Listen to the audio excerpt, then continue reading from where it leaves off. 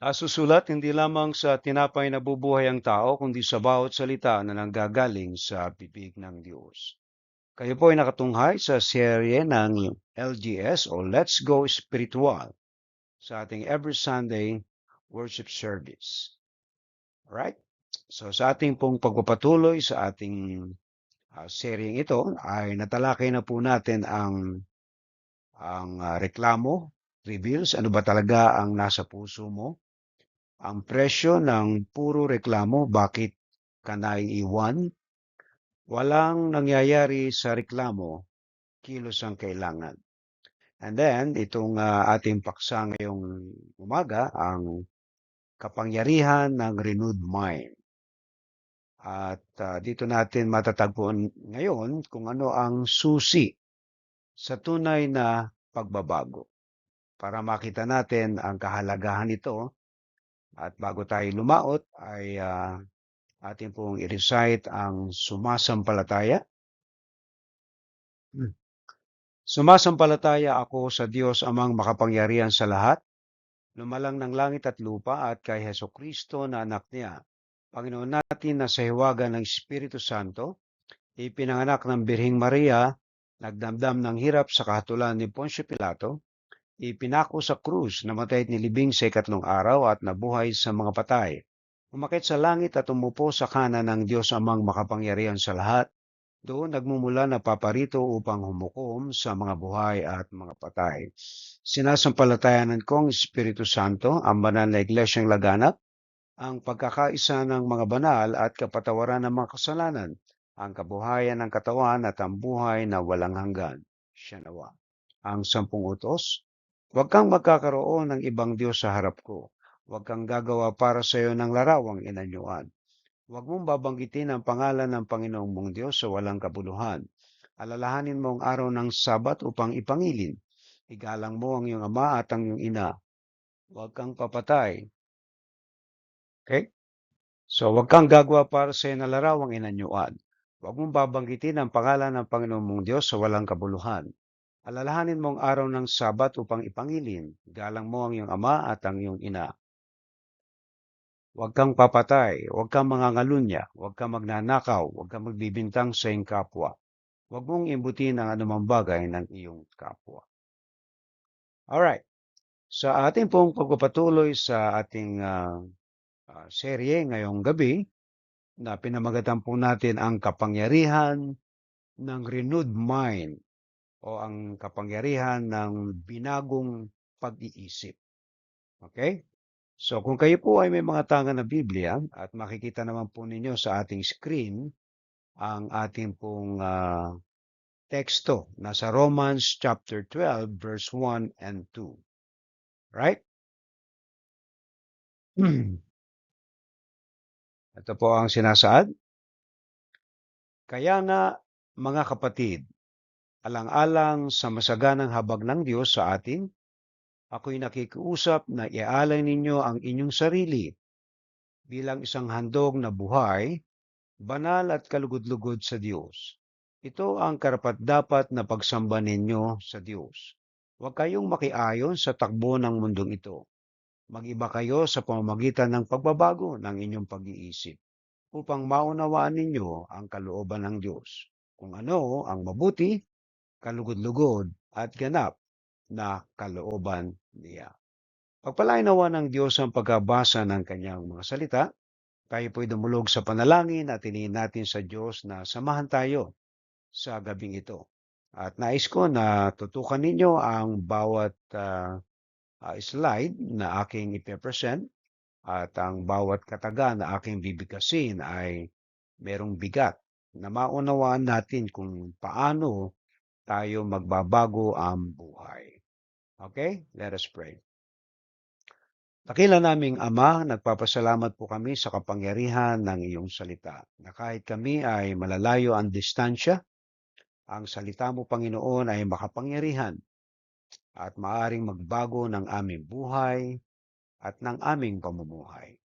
Kaya Panginoon, aming dalangin na patuloy mo kaming linisin, pakabanalin ng iyong banal na spirito. At nawa ang mensahe mo ngayong gabi ay patuloy na umalingaw-ngaw sa kaibuturan ng aming mga puso at isipan. Hinihiling namin, Panginoon, ang iyong presensya na samahan kami sa gabing ito ng pagsamba sa iyo sa pamamagitan ng iyong mga salita. Inalahin ko po ang aming mga kapatid na nakatunghay ngayong gabi na ikaw po ang magpapala. Sa ngalan ni Kristo. Ito po ang aming dalangin. Amen. Alright. So, ang aklat po ng Roma ay sinulat ni Pablo sa mga taga-Roma. Ito po ay advance letter. Ano po? Hindi pa siya nakakarating ng Roma at this time nang sinusulat ni Pablo ang liham na ito. At dito makikita natin ang nagaharing imperyo sa buong mundo, ang Roma, na pinakamakapangyarihan ng panahon ni Pablo. At may mga Kristiyano sa Roma na mga na-convert. At ito yung kanyang liham, ano po, sapagkat ng kapanahunan ng Roman Empire, dahil itong sinasabi na pinaka-advance sa mga teknolohiya, sa sistema ng kanilang pamamahala, ang kanilang laws, ay siyang naging model o pattern ng mga batas sa mundo ngayon ng bawat bansa. Subalit ang ating paksa ngayon ay mahalaga na ito ay siyang humuhubog ng ating mga isipan kung paano tayo kikilos. Ano ba ang ating perspektibo? Ano ba yung ating pananaw sa ating ginagawa sa panahong ito? At ano ba yung impluensya na humuhubog sa atin? At paano tayo mauhubog sa tamang pananaw? At ito ay matatagpuan natin sa talatang ito. Ano po? Alright? So nabasa na po natin ito. Itong Romans 12 verse 1. Meron po tayong pinaka-highlight lamang na talata dyan na ating nakikita doon sa ating screen. Ano po? Yung verse 1 na patungkol sa pagbabago ng isip. Katulad sa verse 2 pala yun. Huwag kayong makiayon sa takbo ng mundong ito. Ayan.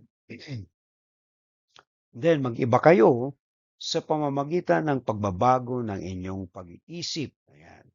So, ang objective ay maunawaan ninyo ang kalooban ng Diyos, kung anong mabuti, kalugod-lugod, at ganap na kalooban niya. Suriin po natin itong talatang ito. Ano po? Ang unang tanong natin dyan ay bakit iniuugnay ni Pablo ang pag-aalay ng sarili sa masaganang habag ng Diyos? Ang sagot po natin ay ipinapakita nito na ang pagsunod at pagsamba ay hindi sapilitan, kundi tugon sa biyaya dahil sa habag ng Diyos. Ang kanyang pagpapatawad at pagmamahal. Nagiging makatwiran at makabuluhan ang pag-aalay ng sarili. Okay? Hindi ah, lang tama na maglingkod para makamit ang biyaya, no? Naglilingkod tayo dahil tinanggap na natin ito. Kaya titingnan niyo po yung difference na naglilingkod ka para makamit mo ang biyaya. Baliktad po. Nakamit mo na yung biyaya kaya ka excuse me. Kaya ka naglilingkod. So ibig sabihin, hindi sa pamamagitan ng ating mga effort. Na yung habag ng Diyos ay pinagtatrabahuhan natin. Nahabag na ang Diyos sa atin. Kaya titingnan niyo si Pablo, yung kanyang buhay bilang isang dating Pariseo, no? Siya po yung taga-usig ng mga Kristiyano noong araw eh. Pero nang makilala niya si Kristo, na biyaya ito ng Diyos, na siya ay mapatawad sa kanyang mga kasalanang ginawa. At ngayon, hinihimok niya ang mga mananampalataya na alang-alang sa masaganang habag ng Diyos, na ialay ninyo ang inyong mga sarili. Okay? Ikalawang tanong, ano ba yung pagkakaiba ng pakikiayon sa takbo ng mundo at pagbabago ng isip? Ang pakikiayon sa mundo ay passive. Ibig sabihin, hinahayaan mo na hubugin ka ng mundo. Kumbaga, Kung anong uso, yun ang ating sinusunod. Ang tawag po natin do'y passive. Ikaw ang hinuhulma. Kumbaga, sa isang palayok ay wala kang magawa eh. Kasi yung naghuhulma, kung anong gusto niya maging anyo mo, ganun ka magiging. Alright? So dito, ay ipinakita lang sa atin ni Pablo yung pagiging passive. Hindi tayo umaayon sa takbo ng mundong ito. Kung ang pagnanakaw sa gobyerno ay uso ngayon, ay makigaya na tayo. Hindi po gano'n. Kung maraming nang i-scam ngayon, mang-scam na rin tayo. Ay hindi po rin gano'n. Kaya yung pong pakikiayon sa takbo ng mundo, hindi tayo gumagaya. Dahil kakaiba tayo eh. Tayo yung mga tinubos na sa ating makasalanan. Alright? Titingnan natin ang kapanahunan ni Pablo, talagang ang takbo ng mundo, actually ang Roman Empire ay decaying. Kumbaga nga, nabubulok na siya. Kasi sa kanyang kapangyarihan, at sobra na ang kanyang pagmamalabis, sobra na ang kanyang immoralidad. Kaya nung kapanahon ni Pablo, ang Roman Empire ay decaying, kumbaga nabubulok na siya. Hanggang sa bumaksak ang Roman Empire no around mga 400 AD. At ito ay hindi nangyari ng biglaan. It took 100 years bago bumagsak ang isang imperyo. Kaya ganoon din sa atin, pag titingnan po natin na kapag habang tayo'y umaayon sa takbo ng mundong ito, unti-unti tayong nabubulok. Unti-unti tayong nawawasak ang pundasyon. Kaya kung titingnan nyo yung sinasabi natin dito, itanong natin yung pagbabago ng pag-iisip. Ibig sabihin, hindi tayo nakikiayon sa takbo ng sanlibutan. Alright? Kundi ang ating tayo aktibo na gumaganap o gumagawa ng ayon sa kalooban ng Diyos. Hindi komot na walang ka ng pera ay magnanakaw ka na, mangloloko ka na. Amen po. Alright? Hindi komot lahat ay gumagawa nito ay gawin na din natin. So yan po yung pagiging passive na sumusunod na lang kung anong gustong gawin sa kanya ng mundo. Hindi po tayo ganon. Okay? Alright? Ang sagot nga po natin dito, hinahayaan natin ito ay pakikiayon sa mundo ay passive, hinahayaan nating hubugin tayo ng kultura, pressure, at opinyon ng iba. Samantalang ang pagbabago ng pag-iisip ay intentional. Alright? Pinipili nating palitan ang maling pananaw ng katotohanan ng Diyos. Isa ay conformity at ang isa ay transformation. So titingnan po niyo yung conformity at yung transformation. Magkaiba po yan eh. Okay? Hindi ka magko-conform sa mundo kung ang isip mo ay transform o reform. Kaya dito ay meron tayong choices palagi eh. Okay? So kaya mga kapatid, sa mundo ngayon na ginagalawan natin, talagang hindi nating mawari kung ano ang pwedeng mangyari bukas. Pero hangga't naniniwala tayo na tayo ay nasa kamay ng Diyos, walang mangyayari sa atin. Yan po ang ating paniwala, ating pananampalataya to the sovereign authority or power of God. Na kahit na anong mangyari, ang Diyos ang nangangalaga sa atin. Kaya dito sa mundong ito, hindi tayo sumusunod kung ano ang uso. Ano po? Naintindihan po. Ikatlo, paano nakakatulong ang renewed mind upang maunawaan ang kalooban ng Diyos? Paano daw ito nakakatulong? Kapag nababago ang pag-iisip, nagiging malinaw ang discernment natin. Hindi na tayo basta nadadala ng emosyon o sitwasyon.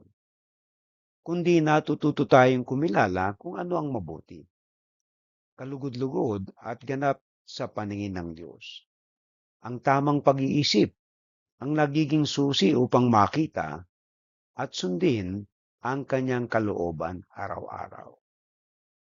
Amen po mga kapatid. Kaya nga yung renewed o yung bagong isip, okay?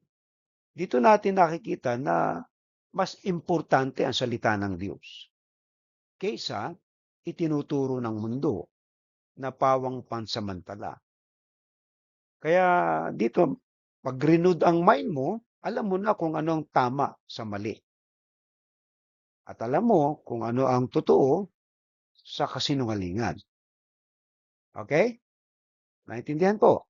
So, balik po tayo sa ating renewed mind. Okay, mga kapatid.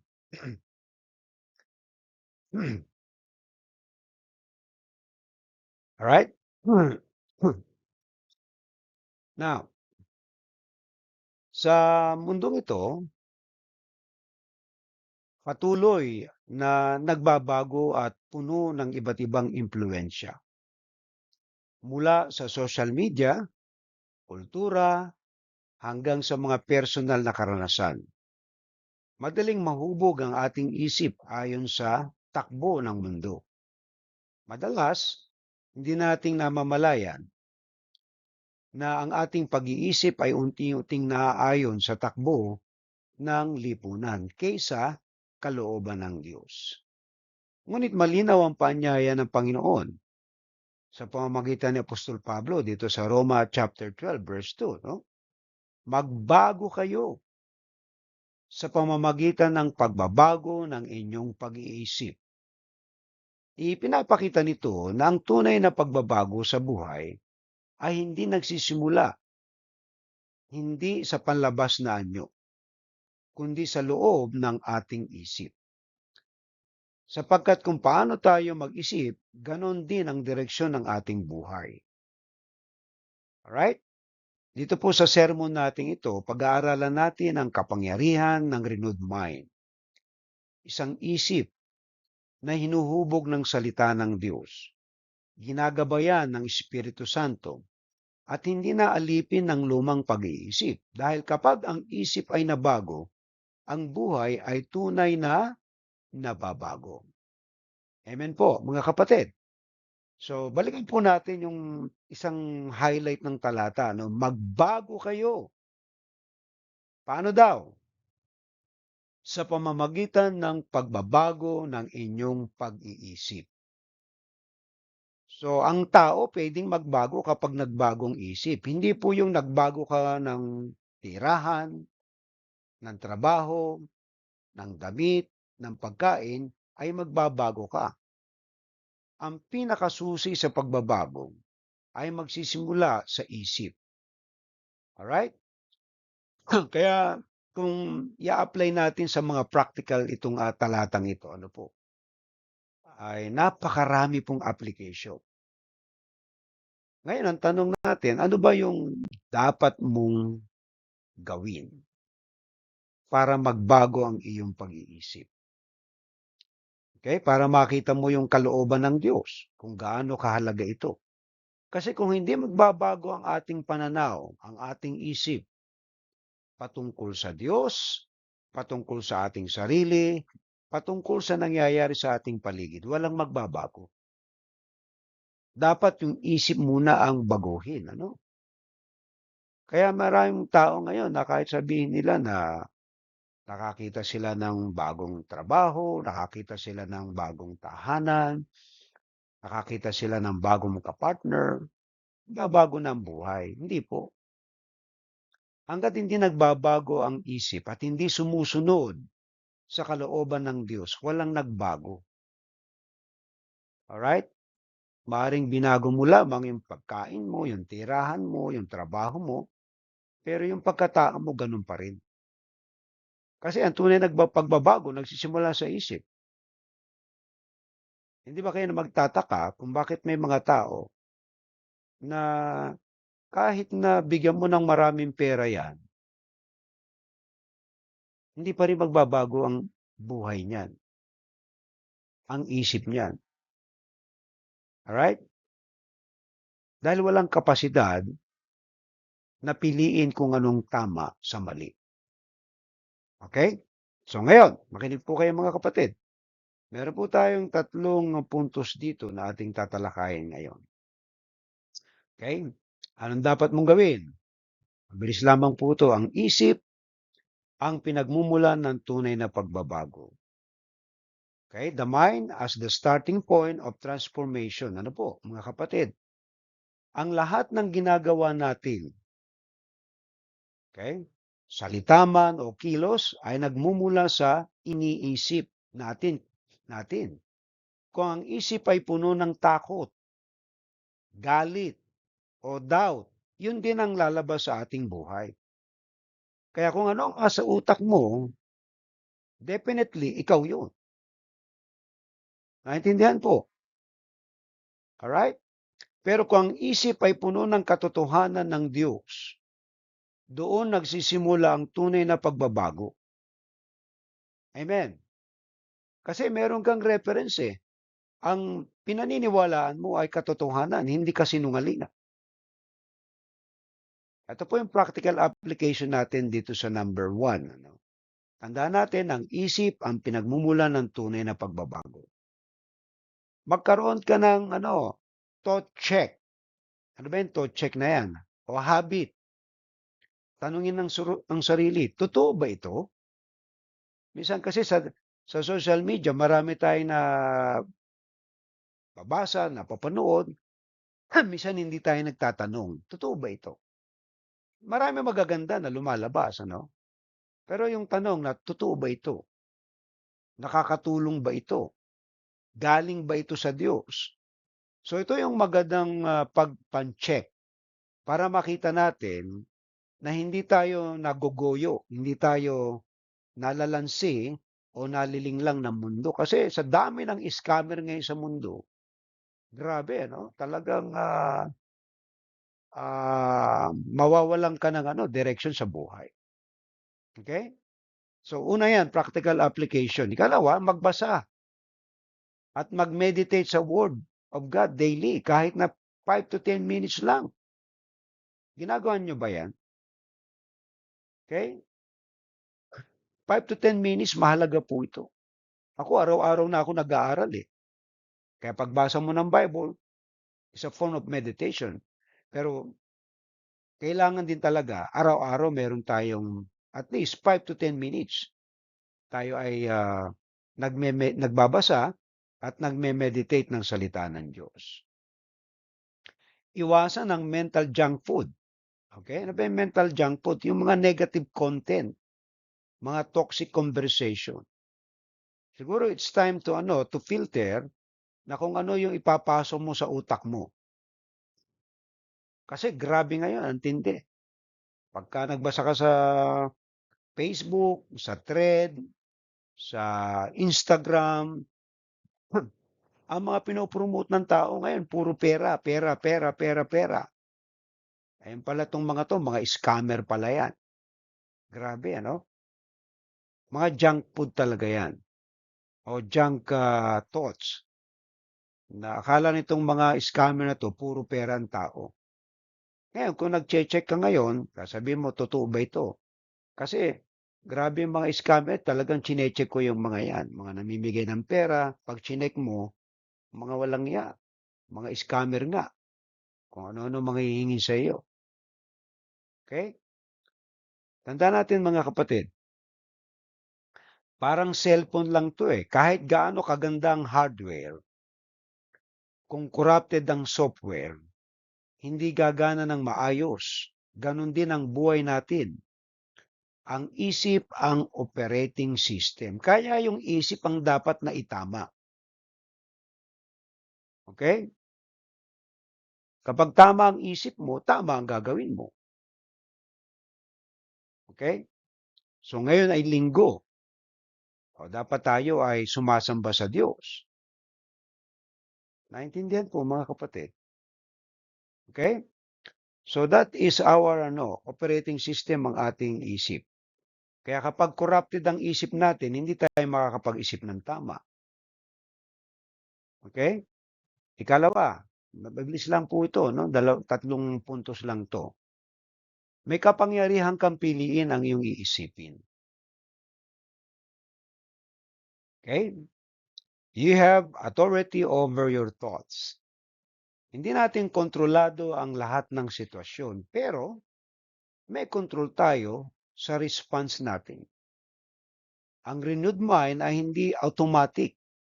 Pinipili ito araw-araw. Ang pagbabago ay intentional, hindi accidental. Okay? Intentional po yan. So ngayon, paano nating i-apply ito? No? Paano nating gagawin to? Yung pagpili ng ating iisipin. Pwede bang isipin mo, pipiliin mo na magalit ka, matakot ka, mawalan ka ng gana dahil sa nangyayari sa iyong paligid. Pagka pinili mo na mawalan ka ng gana, so yan ang lalabas sa iyo. Wala ka ng ganang mabuhay. Wala ka ng gana na magsikap. Wala ka ng gana na gawin kung anong tama. Kaya tayo ang gumagawa ng ating buhay. Pinipili natin ang tamang direksyon. Amen. Pag pinili mong ikaw yung magtampo, ikaw yan. Naintindihan niyo po, mga kapatid. Kasi, meron kang tinatawag na misinformation na akala mo tama iyon. Akala mo lang. Ay hindi mo muna sinangguni. Hindi mo muna sinuri. Hindi ka muna nag-check. Alright?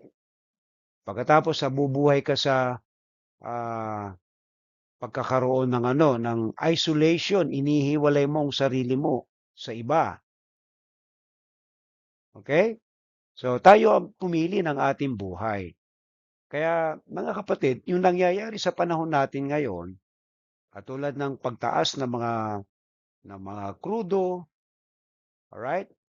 At pagdami ng mga korupsyon sa Pilipinas, halos lahat yata ng departamento sa Pilipinas ay corrupted na, ay para-pareho na lang tayo, di gawin na rin natin.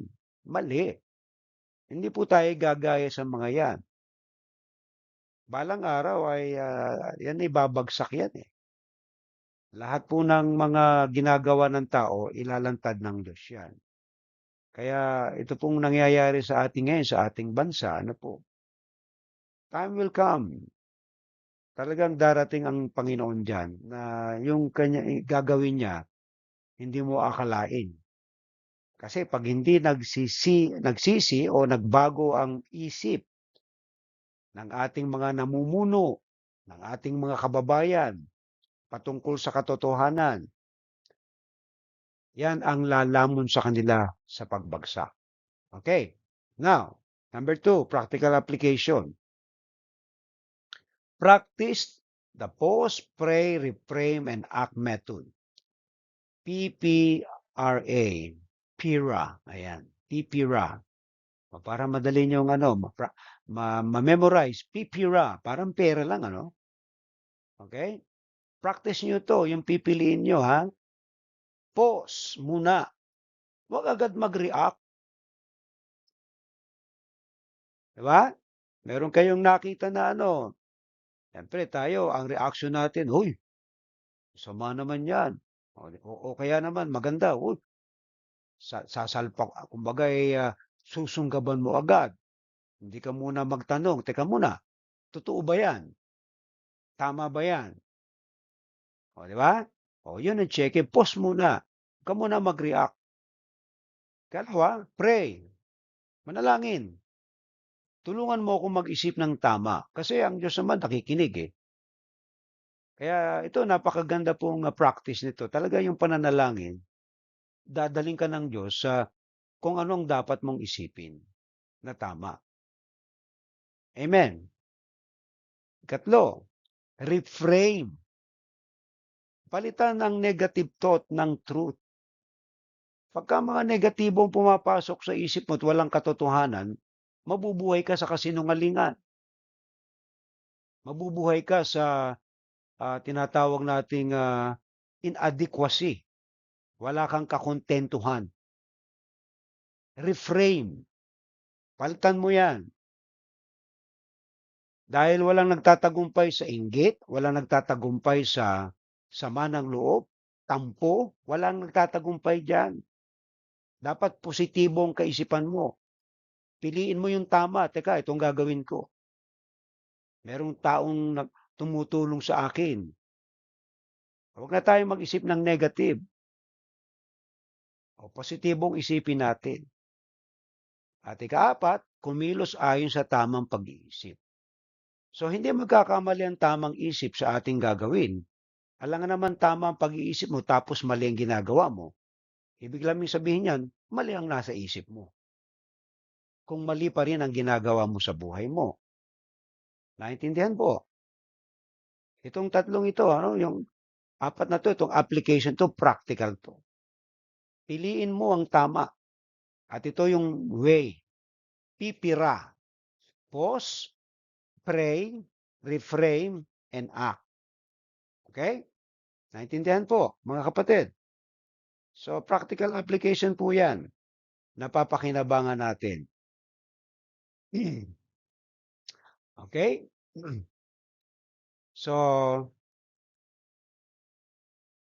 mag-journal ng negative thoughts at i-rewrite ito into truth statement. Kumbaga nga, yung mga negatibo mong kaisipan, isulat mo yan. Ako ay nagtampo kasi ganito ang ginawa sa akin. Okay? Ako ay naggalit kasi ganito ang ginawa sa akin. I-rewrite mo siya. Iisipin mo ngayon kung anong participation mo. Naintindihan niyo po?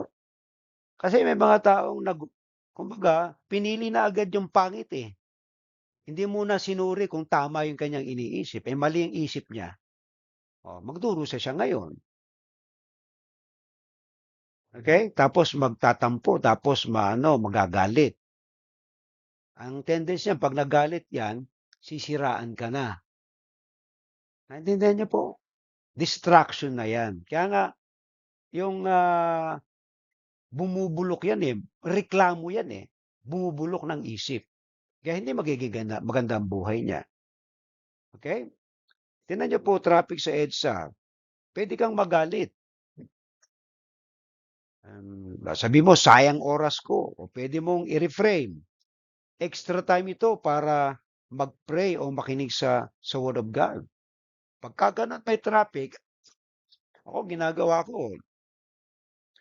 Dahil meron akong data, napapatugtog ako ng music. Yung aking mga song na sinulat, pinapakinggan ko yan, yung mga messages. So, hindi sayang ang oras mo. Kaya, nagpe-pray ka. I-reframe mo ang tawag dyan. Okay? Extra time to para mag-pray o makinig ng word. Parehong sitwasyon. Magkaibang resulta dahil sa piniling pag-iisip. Tandaan niyo po, katulad ngayon, nagmamahalan ng bilihin. Anong gagawin mo? Magrereklamo ka. Eh di maghanap ka ng extra income na pagkakakitaan. Hindi puro reklamo. Naintindihan po? Eh yung mga gobyerno, bigyan ng ayuda, hindi ka nabibigyan. Anong gagawin mo? Magreklamo. Humanap ka ng other na pagkakakitaan. Life is full of unfairness sa mundo. Hindi patas ang buhay sa mundo.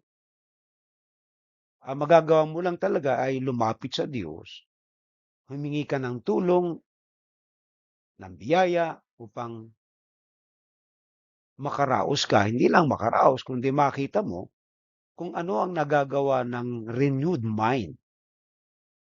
Hindi puro reklamo, hindi puro tampo, hindi puro reaksyon na mali. Naintindihan po? Kung kulang ang sweldo, ay di magdagdag pa, maghanap pa. Ako nga, sa totoo lang, wala talagang May mga support naman ako na dumarating, pero I try my best na talagang kumita pa o maghanap ng pagkakitaan. May mga dati akong negosyo na gusto kong i i-reframe uli, ibalik. O kaya naman, other ways, ang daming puwedeng isipin na tama na gagawin mo, hindi kaysa magreklamo ka at magmukmok diyan sa tabi. Eh, walang mangyayari sa buhay mo. Naintindihan niyo po, okey? Ikatlo, renewed mind ay nagbubunga ng bagong buhay, ayan. A renewed mind produces a transformed life. Kapag nagbago ang isip, kusang susunod ang salita at gawa. Hindi mo kailangan piliting maging mabait. Alright? Magkaroon ng patient o faithful. Lalabas ito natural eh. Hindi mo pipilit yan. Yung maging mabait ka sa kapwa mo. Hindi. Maging matiisin ka, matiyaga, o maging tapat ka. Hindi. Kapag ang isip mo ay renewed, transform, reform, natural po yan. Okay? So, ngayon, ano yung practical application natin? Mag-declare ng truth daily affirmation based on scripture. I have the mind of Christ. Hindi ako alipin ng takot. Yan, pwede mong ano yan, i-declare. I declared the cancellation o lahat ng aking mga utang. Right? I declare, nakasama ko ang Diyos sa buhay ko sa anumang laban. O, mga positive po yan, affirmation yan. Kaysa isipin mo na, kawawa naman ako. Walang tumutulong sa akin. Eh, sino magbabago ng buhay mo? Walang iba kundi ang decision mo. Kaya nga kung nakikinig kayo ng salita ng Diyos, magkakaroon kayo ng understanding sa buhay. Hindi puro reklamo, nakawawa naman ako. Pinabayaan ako, parang hindi ako tinulungan. Hello? Pagka ganyan ang utak nyo, walang mangyayari sa buhay nyo. Lahat tayo ay mayroong pananagutan sa ating sarili na pumili ng tama, hindi puro asa. Eh, kayo, may mga scholarship kayong tinatanggap. Yan eh, for the meantime, hanggat meron tayo, biyaya ng Diyos yan. Pero balang araw, mawawala yan. Anong gagawin mo? Pag nawala na, tsaka mo palang hihintayin? You have to find ways. Pipili ka. Alright? Number one, mag-declare ng truth daily. Kalawa, surround yourself with people who speak life and truth. Palibutan mo ang sarili mo ng mga tao na nagsasalita ng katotohanan, ng buhay katotohanan sa iyo. Huwag kang sumama doon sa mga negatibo. Wala kang mapapala dyan. Alright? I-practice ang consistency. Renewal is daily, not one time. One time, Akala natin, one time lang yung renewal. Hindi po, daily po yan. Araw-araw. Iniisip natin yung tama.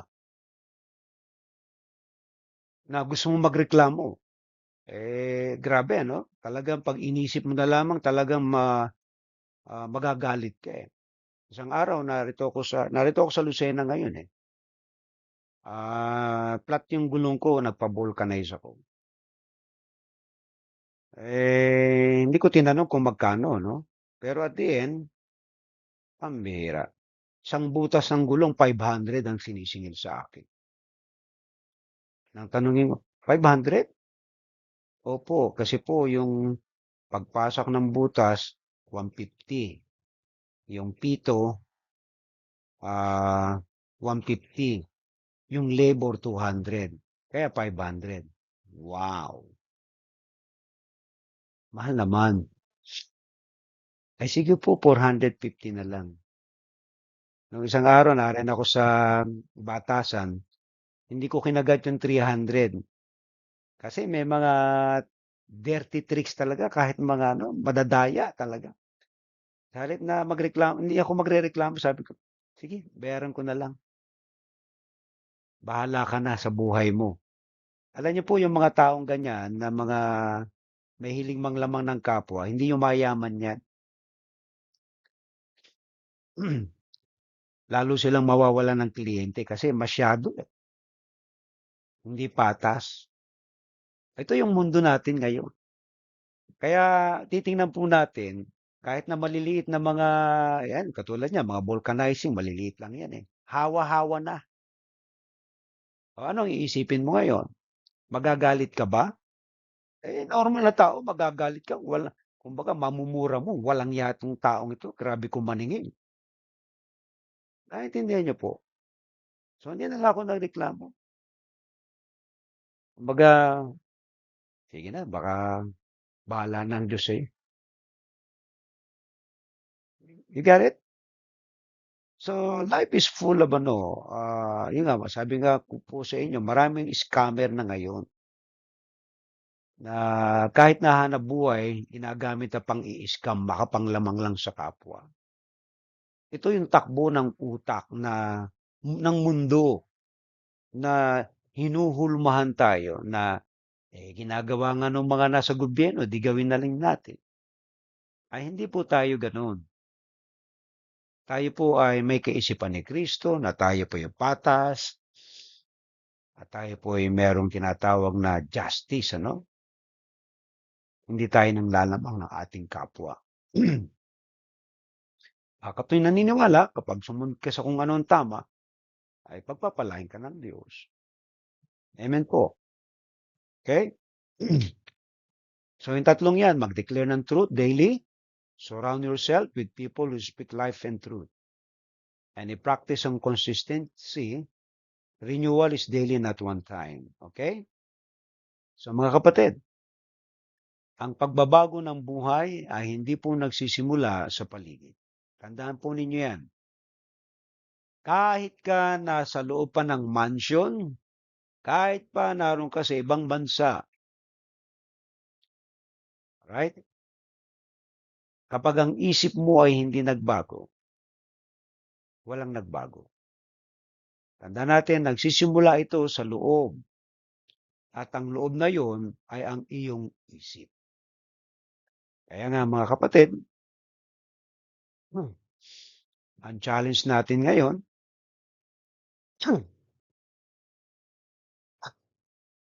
tandaan niyo po ha, ang pagbabago ng buhay mula sa loob, hindi sa labas. Ito po yung challenge. Anong thoughts ang kailangan mong i-renew today? Ano ba yung pag-iisip na kailangan mong baguhin ngayong araw na ito? Ikaw ang magpapasya. Kaya nga, kung gusto mo bang magreklamo araw-araw,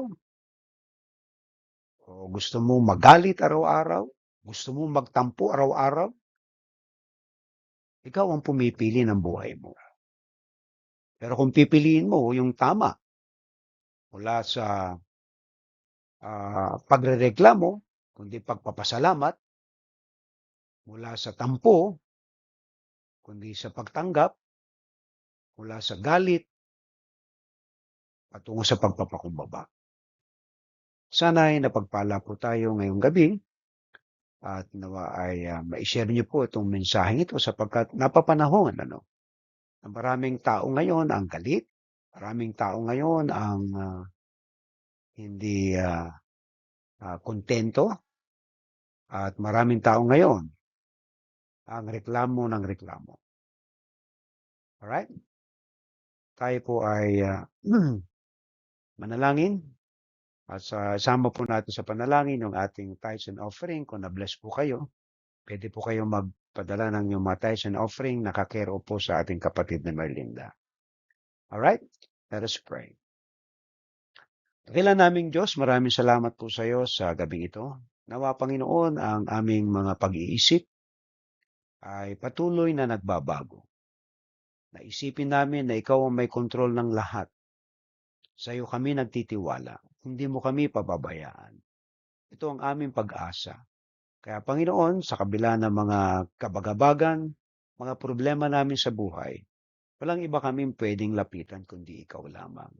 Ikaw ang puwede naming asahan, Panginoon. Kaya meron kaming kapayapaan, kagalakan sapagkat alam namin na pinipili namin na ikaw ang aming patuloy na asahan. Salamat po, O Diyos. Binabalik namin sa iyo ang luwalhati, pasasalamat at pagpalain mo rin po ang aming mga kapatid na nakatunghay ngayon. Na naway pumili sila ng tama.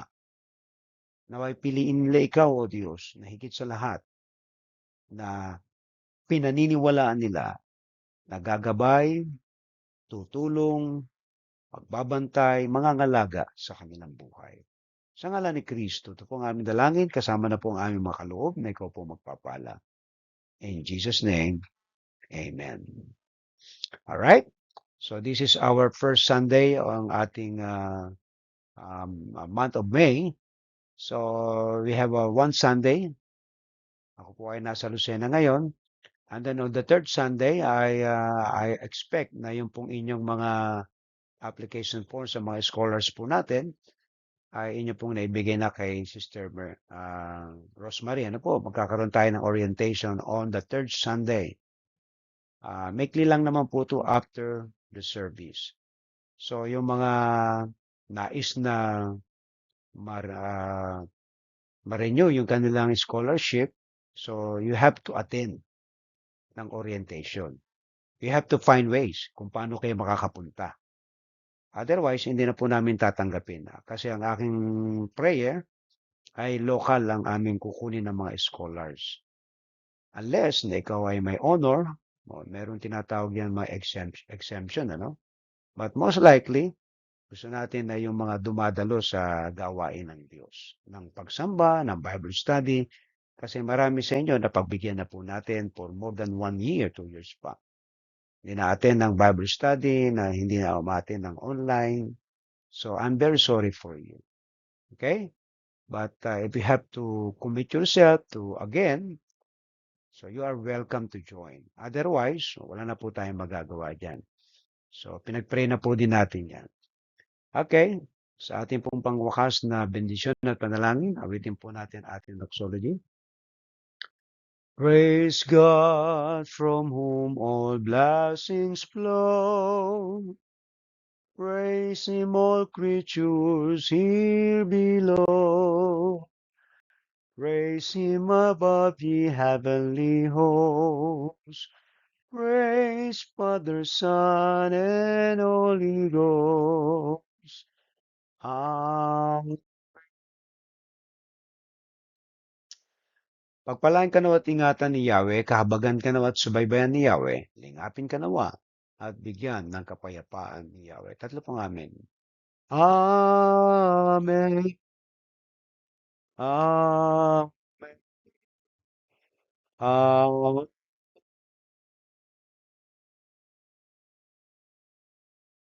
Magandang gabi sa inyo lahat. Mayo kayong mapayapa at naway handa ng Diyos sa kinabukasan. God bless you and see you on next Sunday. Our devotion from Tuesday, Wednesday, and Thursday ay continue po. God bless you po.